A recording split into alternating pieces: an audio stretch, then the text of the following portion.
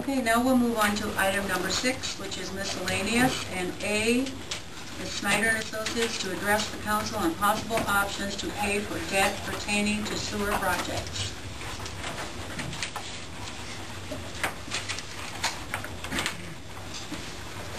Well, I'll see if I can shed some light.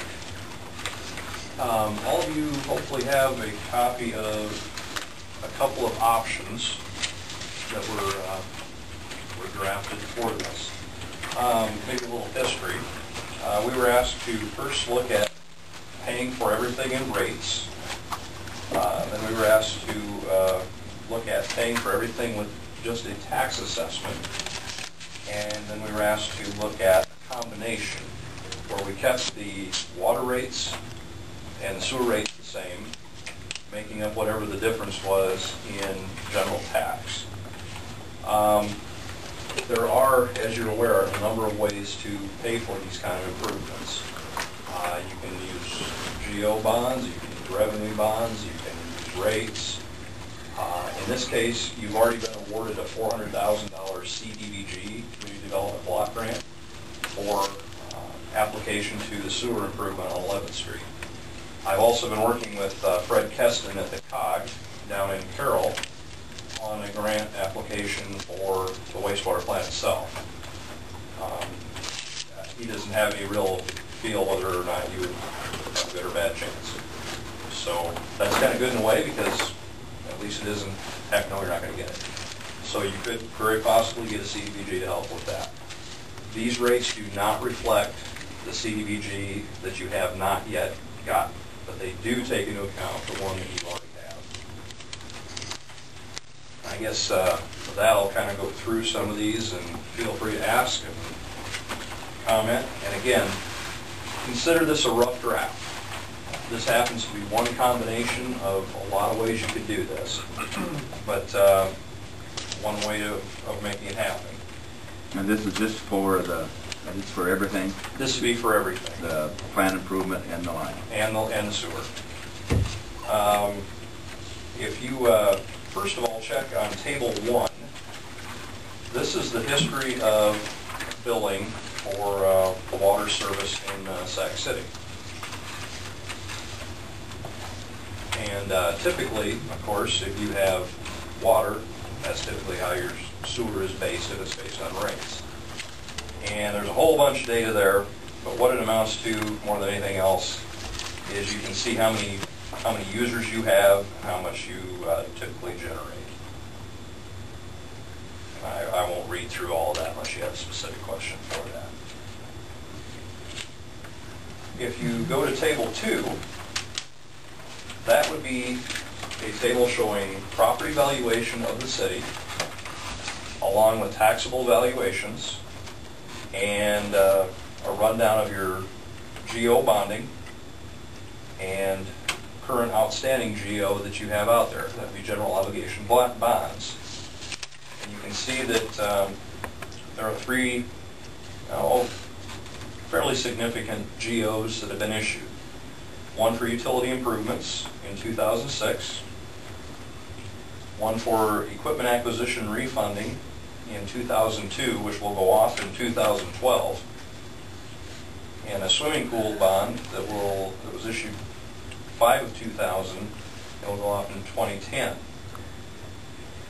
Those things are calculated in that far right column. So your total debt right now is $1,440,000 approximately.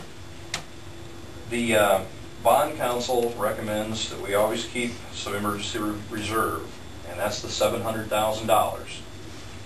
So you probably shouldn't touch that. That leaves you with a capacity for GO remaining of $1,453,000 and change. What that means is, by statute, you're only allowed to leverage at 5% of your property tax valuation, and that's been taken into account here. That leaves you with that $1.4 million. Table 3 is the operating expenses that the wastewater treatment plant has incurred previous fiscal year in this fiscal year according to the budget. And we have then taken the numbers that were there today, and we've added an inflation factor to them, and we've stretched them out 09 through 013. Now, what we have not done is add in things like, I think you have a half a person, you can do that, who is now splitting between the water treatment plant and the wastewater plant. Presumably that will get leveraged against the wastewater plant. We also have not added anything in here for electricity, changes in your process, things like that. We can't really do that yet to any accurate degree because not all the equipment has been picked. In a few more weeks I can do that fairly accurately. If you recall in the old report, they said that your operating expenses would probably be estimated around $270,000 a year. I think we can do a lot better than that. I don't have an exact number, but it should be better than the 270.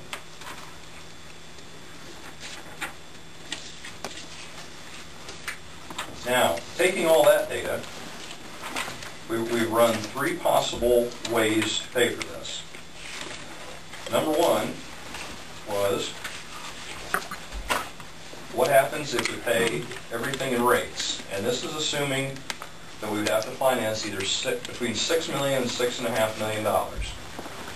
Now, if you get a CDBG grant, potentially that could back that number down a little bit. In order to meet the state statute, we have to have revenues covering 110% of the annual debt service. So, what that means is if you have a debt service of $100,000 in 1 year, you have to be bringing in $110,000. But what that also means is, after you've got that money put away, you don't necessarily have to keep billing 10% high every year. Once you have that money in the bank, 10% over.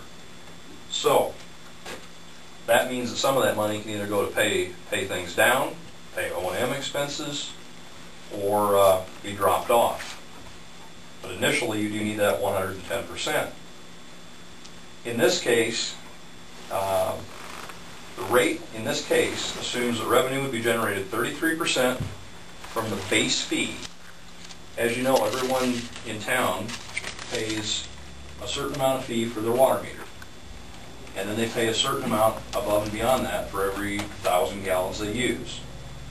That would be based on the same thing. In this scenario, 1/3 of the revenue is generated from the basic fee, 2/3 is generated by how much water you use. If the council feels that that is not equitable, that's very easily remedied. You can adjust that to 50-50, you can do any number of things to change that. We just happen to pick one. This is kind of the place to start. The page, 4 pages back, there's option number 1. If you want to thumb down through that, we've said we need to finance between $6 million and $6,500,000. We've termed it out for 30 years. Seems like a million years away. I'll be retired when this gets paid off, if that's the case, presumably. The interest rate right now on SRF is 3%, and we're showing 3.25 because they have a 0.25% surcharge. So therefore 3.25%.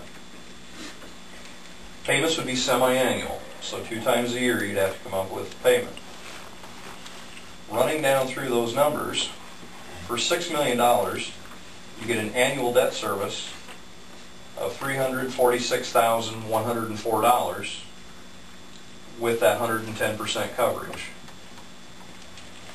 Without the 110, it's $314 and change. $6.5 million is $340 and change, and $374,946 for the 110% coverage. That's the money we have to generate every year, either through selling water or through some other means to pay back on the loan.